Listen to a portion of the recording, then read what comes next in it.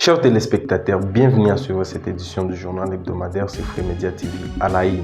Cette semaine, un feu vert a été accordé à la première ministre pour la mise en œuvre de son programme quinquennal pour la période allant de 2024 à 2028, marquant ainsi l'investiture de son gouvernement par les députés nationaux lors d'une plénière du mardi 11 au mercredi 12 juin 2024. 27 jeunes viennent d'être dotés de kits d'autonomisation en art culinaire et pêche lacustre par l'UNICEF. La cérémonie de remise des brevets et des kits s'est déroulée dans la commune d'Ibanda et de Bagira ainsi que dans le groupement des mythes dans le territoire de Cabaret. C'est vendredi 14 juin 2024. C'est tout pour ce titre, mesdames et messieurs. Place en détail.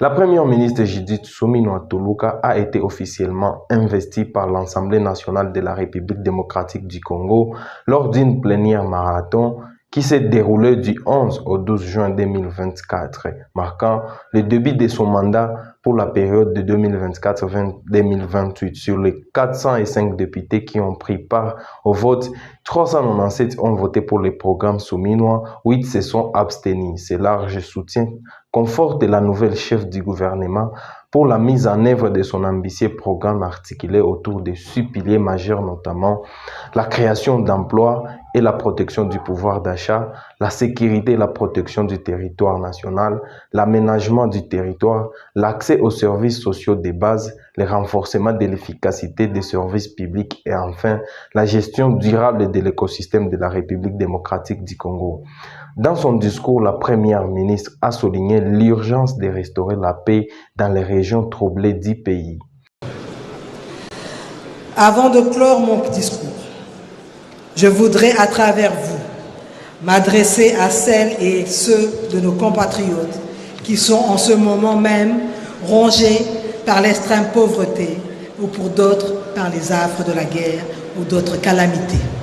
À vous qui êtes les représentants légitimes de nos frères et sœurs vivant dans la partie nord-est du pays, qui ont perdu foi en la vie, qui dorment chaque nuit avec la peur de ne pas avoir le jour d'après. Je voudrais ici indiquer notre ferme volonté, et je dirais même notre détermination à œuvrer sous le leadership du chef de l'État pour un retour effectif de la paix véritable dont ils sont privés depuis maintenant 30 ans. À Bukavu, la population attend de ce nouveau gouvernement l'amélioration du social.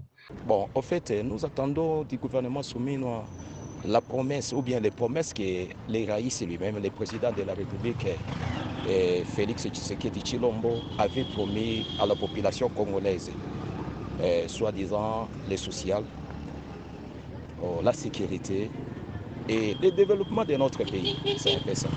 Tunabalomba batusaidie batufanyie vya mzuri isikuwe même chose par rapport na gouvernement yenye ilikuwaka. Batusaidie kwanza, batushangele, batupunguzie kama je peux dire to yenye iko napanda tous les jours haikuwake fixi.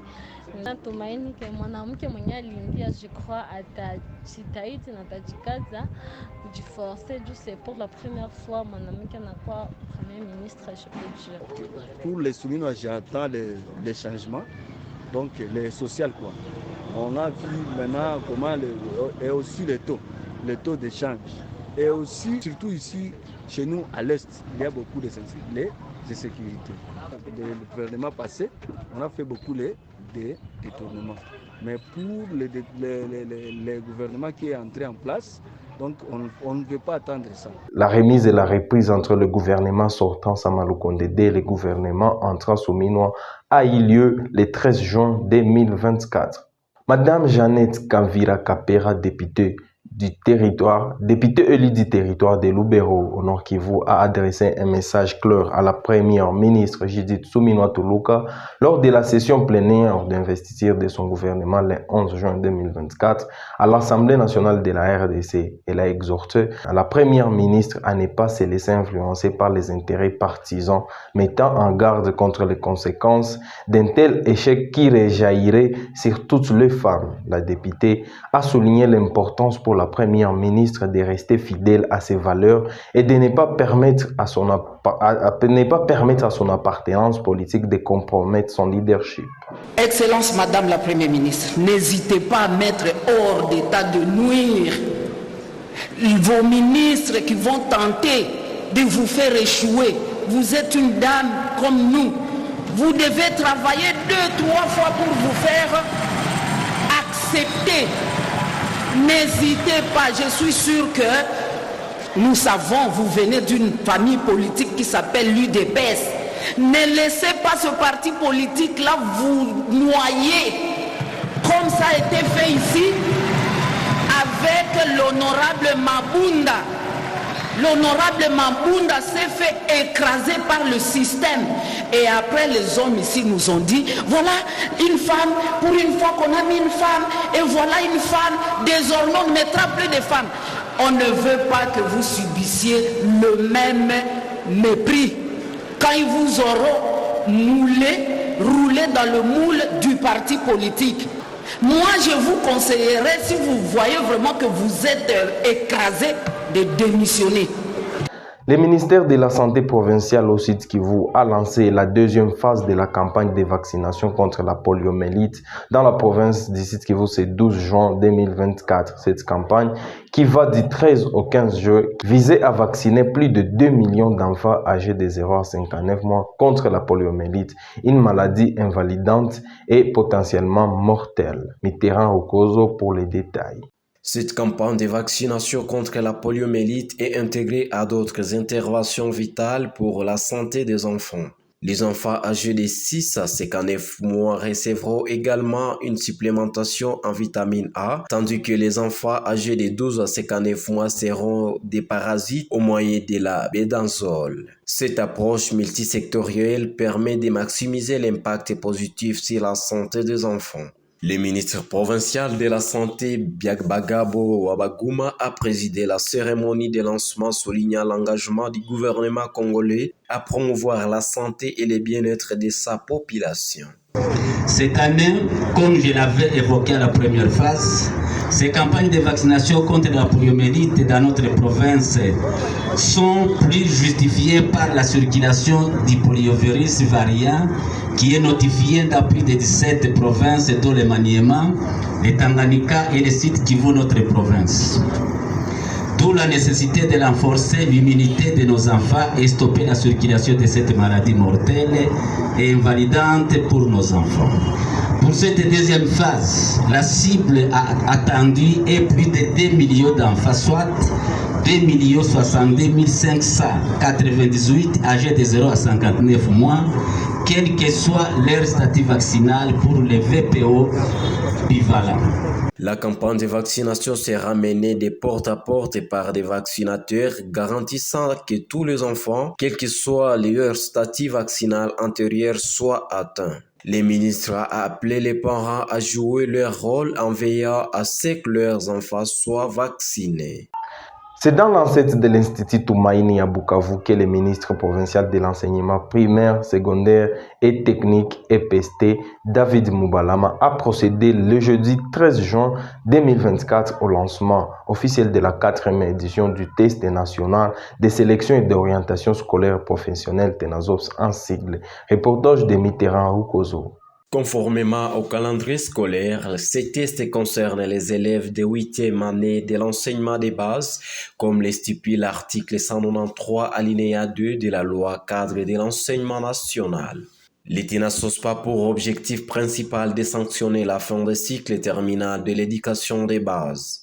Mais plus important encore, il permet de dégager les profils psychologiques de chaque élève afin de l'orienter selon ses aptitudes vers les filières d'enseignement les plus adéquates au niveau des humanités. S'adressant aux candidats, le ministre Moubalama a insisté sur l'importance de ces tests pour leur avenir scolaire et professionnel.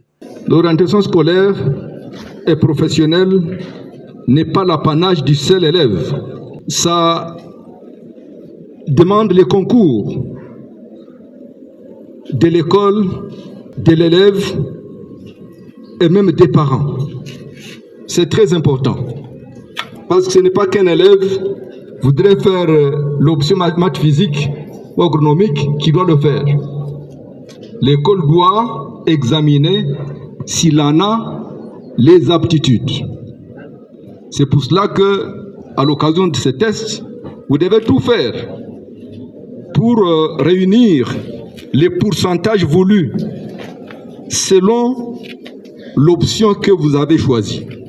Dans la province du Sud Kivu, ça est 16 312 candidats, dont 56 814 filles, soit 49%, ont été attendus pour cette 4e édition du TENASOSP. Ils provenaient des 1719 écoles, ont été répartis dans 379 centres, eux-mêmes répartis dans 36 pôles d'inspection secondaire. Et comme je l'avais annoncé au sommaire, mesdames et messieurs, l'UNICEF vient de doter les lauréats de ces programmes de formation en art culinaire et pêche lacustre des kits de fin de formation afin de les aider à devenir autonomes en créant leurs propres petites entreprises ou des activités génératrices de revenus. La cérémonie de remise des brevets a eu lieu à Bukavu, en commune d'Ibanda et dans la commune de Bagira, ainsi que dans les groupements de Miti situés dans les territoires de Kabaré, c'est vendredi 14 juin 2024. Et Merciane Balézi avec les détails. Les lauréats en art culinaire ont réussi des assiettes, des tables, des chaises, des bras zéro, des couverts, du sel et des vivres. Tandis que ceux en art de la pêche lacustre ont réussi des pirogues, des rames, des gilets de sauvetage et des filets de pêche.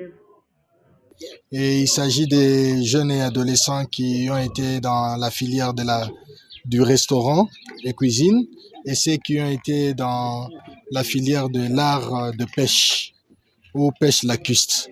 Ces jeunes ont fait une formation de plus de 3 mois avec 1 mois de stage et ils ont fini leur formation, ils ont passé le jury. Ils ont satisfait et aujourd'hui c'était le jour de venir pour leur remettre leur brevet de fin de formation, mais aussi leur donner le kit de fin de formation qui peut leur permettre d'être plus autonomes et de commencer leur propre business ou petite entreprise ou activité génératrice de revenus et autres. Selon lui, 30 jeunes sont actuellement en formation à Bukavu et à Miti dans le territoire de Kabaré.